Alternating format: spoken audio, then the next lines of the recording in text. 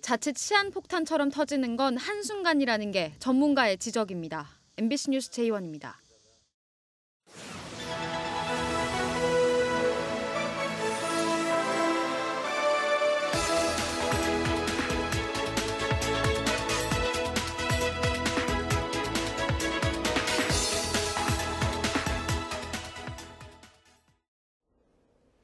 여러분 안녕하십니까? 뉴스투데이 제주입니다. 제주시 1도 2동에 추진 중인 신산머루 도시재생 사업에 난항이 예상됩니다. 일부 토지주들이 주택 재개발을 주장하며 도시재생 사업 철회를 요구하고 나섰습니다. 오승철 기자의 보도입니다.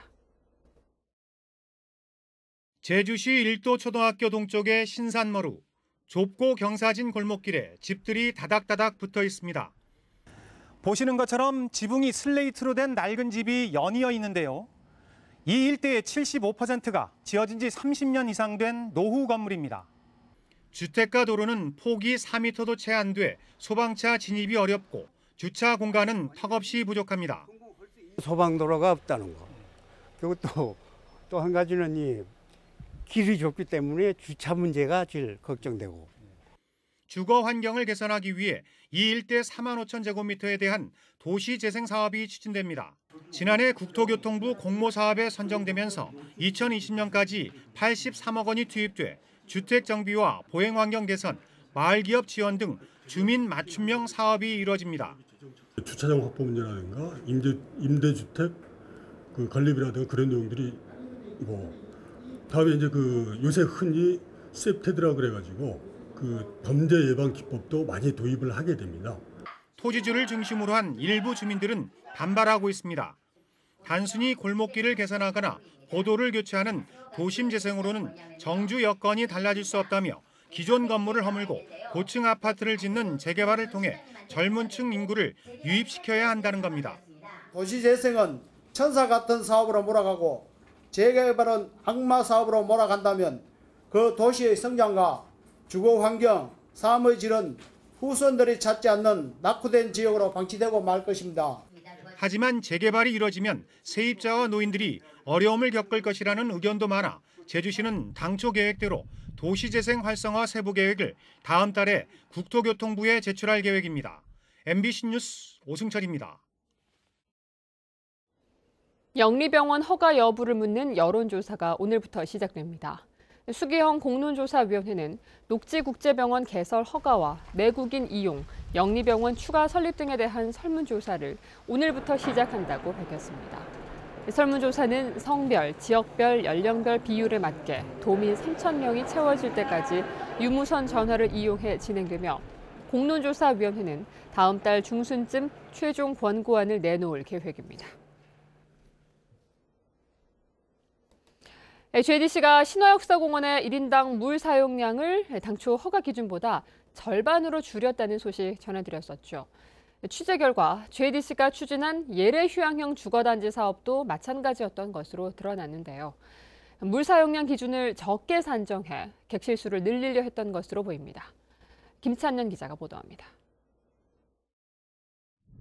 JDC와 말레이시아 버자야 그룹이 투자한 예래 휴양형 주거단지 사업. 2009년 사업 승인 당시 하수 발생량 산정의 기준이 되는 1인당 물 사용량은 340리터.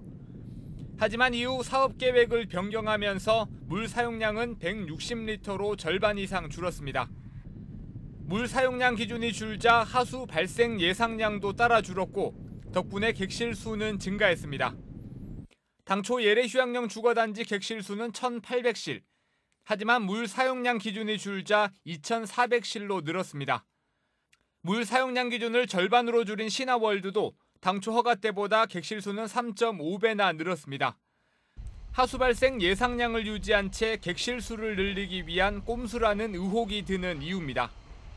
이에 대해 JDC 측은 사실관계를 확인하고 있다며 나중에 공식 입장을 밝히겠다고 답했습니다. 이렇게 되면 환경영향평가 심의위원회와 제주도의회 의결이 아무 의미가 없는 겁니다. 그냥 형식적인 그런 어떤 단계도 안 되고 그냥 그 자체가 유명무실한 거예요. 이 같은 사업 계획 변경으로 시행사인 JDC가 얻은 원인자 부담금 감소 혜택은 수십억 원. 시민사회단체는 제주도의 행정조사권 발동을 촉구하고 JDC에 대한 검찰 고발을 검토하고 있습니다. MBC 뉴스 김찬년입니다.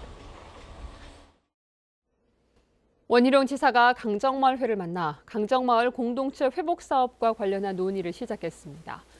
원 지사는 도청 소회의실에서 강정마을회 임원 등을 만나 마을회 중심으로 마을 공동체 회복 사업을 진행할 것이며 일단 추진 중인 사업을 진행하고 추가로 필요한 사안은 마을회와 조율해 추진하겠다고 밝혔습니다.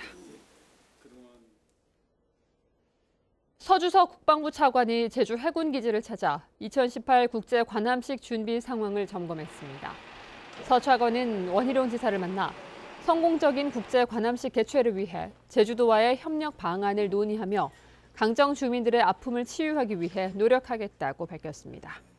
이보다 앞서 서 차관은 강정마을 주민 대표들과도 만나 민군이 상생과 화합으로 나아갈 방향에 대해 의견을 나눴습니다.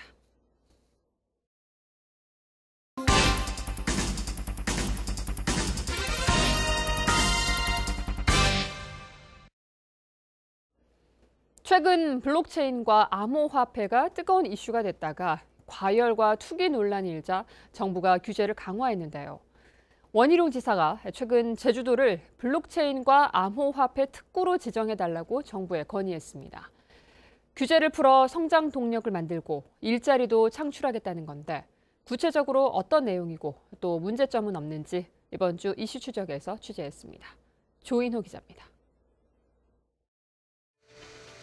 중국의 암호화폐 거래소인 후오비가 서울에서 연 국제회의입니다. 여름 휴가 중인데도 이 행사에 참석한 원희룡 제주도지사는 국제 자유도시인 제주를 블록체인 허브 도시로 만들겠다고 밝혔습니다. 그러므로 제주도 지역 내에서 암호화폐 거래소를 활성화하고 암호화폐 및 블록체인 비즈니스의 기업 활동을 보장하고자 합니다. 닷새 뒤 원희룡 지사는 경제장관과 시도지사 연석회의에서 제주를 블록체인과 암호화폐 규제 특구 지역으로 지정해달라고 정부에 공식 건의했습니다. 우리나라에서는 금지된 암호화폐 거래 계좌 개설과 암호화폐 신규 발행을 허용해 블록체인 기술을 가진 기업들이 투자금을 모을 수 있도록 내년까지 제주특별법을 개정해달라는 것입니다. 그동안 정부의 강력한 규제로 숨을 죽여왔던 국내외 암호화폐 관련 기업들은 물론 도내 기업인들의 관심도 집중되고 있습니다. 저는 이제 싱가포르라는 나라에서 ICO를 진행했었습니다. 싱가포르에 법인을 내고요. 제주도에서 자금 조달이 수월해짐에 따라서 스타트업들이 보다 사업하는 데 용이할 수 있겠고. 문제는 울릉도 앞바다에 침몰한 보물선을 담보로 암호화폐를 발행해 600억 원을 끌어모은 돈스코이오 사건처럼 명확한 기준이나 관리 대책을 마련하지 않으면 사기 등 범죄로 이어질 가능성이 적지 않다는 것입니다. 비즈니스 모델에 의해서 이게 ICO 시장에 투자가 이루어지는 게 아니라 이 코인이 상장될 거라는 그 이슈 하나가 다른 걸 다 묻어버린다는 게 문제거든요. 그러다가 보니까 당연히 위험할 수밖에 없죠. 제주 지역의 관련 기술과 인력, 자본이 턱없이 부족한 상황에서 규제 완화만 서두르면 지역에는 별다른 파급 효과 없이 관련 기업들만 재미를 볼 것이라는 지적도 있습니다. 여전히 그들만의 주계장막처럼 그 안에서 거래소 안에서의 고급 기술은 그 안에 머물러 있고 사람도 거기에 있고 떠나고 나면 아무것도 남지 않는 나머지만 떠안는 이런 기술이 또 될 확률이 되게 높을 수도 있다는 거죠.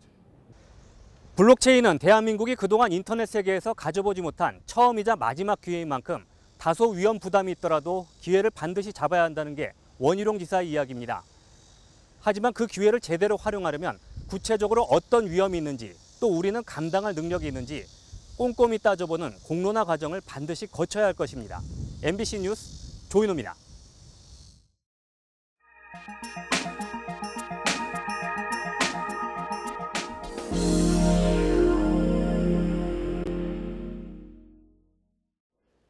산간 지역에 드론을 통한 우편물 배송이 국내 최초로 성공했습니다.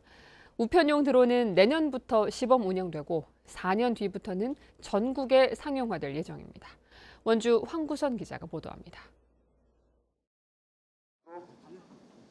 집배원이 5kg 무게의 우편물을 드론에 싣습니다. 곧바로 8갈래 프로펠러의 동력으로 상공 150m까지 오른 우편 배달용 드론은 배송지를 향해 날아갑니다. 목적지는 해발 780m 산 정상에 있는 천문대. 순풍을 타고 2km가 넘는 거리를 7분 만에 도달했습니다. 평소 집배원이 차량을 이용하면 30분 이상 걸렸을 거리입니다. 상가할 오지가 많습니다. 그래서 이제 집배원들이 직접 배달을 하게 되면 시간도 많이 걸리고 몸에 무리도 많이 가는데 산간 지역에 드론을 활용한 우편물 배송이 국내 최초로 성공했습니다. 지난해 섬 지역 드론을 활용한 우편 배송을 시험한 지 9개월 만입니다. 지금 눈이 오나 비가 오나 집배원들은 모든 국민들께 택배 배달 서비스를 합니다. 그렇지만 최근에 여러 가지 과로사나 이런 부분이 있어가지고 좀 더 효율적으로 우편용 드론은 관제 차량을 통해 실시간 모니터링할 수 있고 자동 원격 조종으로 운영됩니다.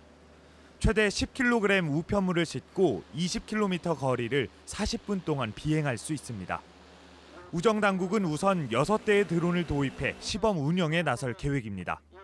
우편물 드론 배송은 산간 지역인 영월, 도서 지역인 전남 고흥 지역을 중심으로 내년부터 시범 운영되며 오는 2022년에는 전국에 상용화될 예정입니다. MBC 뉴스 황구선입니다.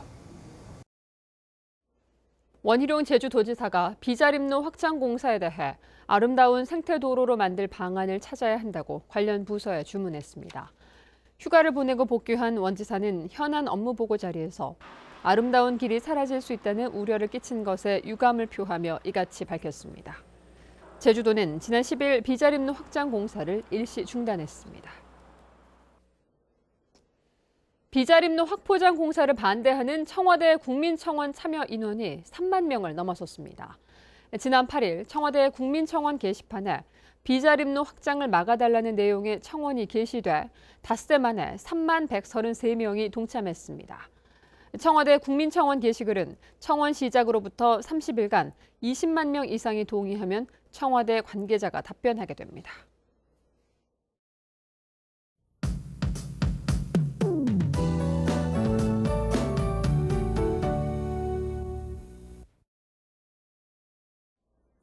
네, 오늘은 북태평양에 위치한 고기압의 영향으로 구름이 많겠고요. 무더운 날씨는 계속해서 이어지겠습니다.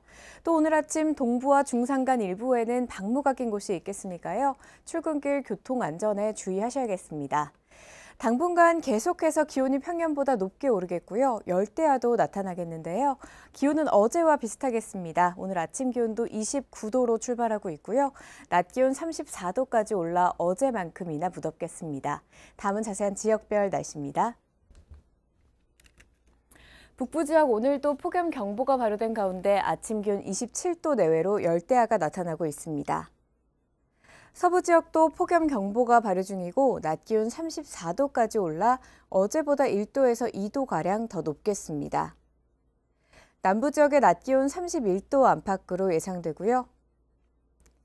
현재 구자와 표선은 흐린 하늘 보이고 있습니다. 오늘 아침 중산간 일부에는 방무가 낀 곳이 있겠으니 교통안전에 주의하셔야겠습니다. 도서 지역도 오늘 아침 열대야가 나타나고 있고요. 낮 기온 33도까지 올라 무덥겠습니다. 외출하실 때는 통풍이 잘 되는 시원한 옷차림 하시는 게 좋겠습니다.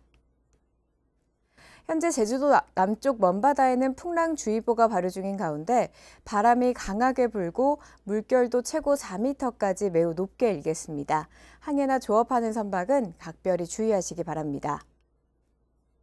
오늘 아침 제주공항은 구름이 조금 지나고 있습니다. 주간 날씨입니다. 광복절인 내일은 비 소식이 있습니다. 기상정보였습니다. 제주지방법원 형사 4단독 한정석 판사는 여자친구 몰래 알몸 사진 등을 촬영한 혐의로 21살 고모 씨에게 징역 8월에 집행유예 2년을 선고했습니다. 고 씨는 재작년 9월 자신의 집에서 여자친구의 알몸 사진과 성관계 장면 등을 모두 30여 차례 촬영한 뒤 포털 사이트 웹하드 등에 저장한 혐의로 재판에 넘겨졌습니다.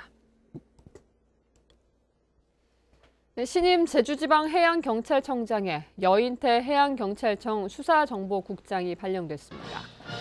여인태 신임 청장은 여수 출생으로 한국해양대학교를 졸업하고 서귀포 해양경찰서장과 국민안전처 감사 담당관 등을 역임했습니다. 김도준 제주지방해양경찰청장은 본청 장비기술국장으로 자리를 옮겼습니다. 제주 출신 독립운동가 5명의 훈장과 표창이 수여됩니다. 정부는 제73주년 8.15 광복절을 맞아 조천 만세운동을 계획하고 주도한 고 김시범 선생에게 애족장을, 서귀포시 중문동 법정사 항일운동에 참여한 고 강태하 선생과 조천 함덕리에서 만세운동에 나섰던 고 한백흥 선생 등 4명에게 대통령 표장을 추서했습니다.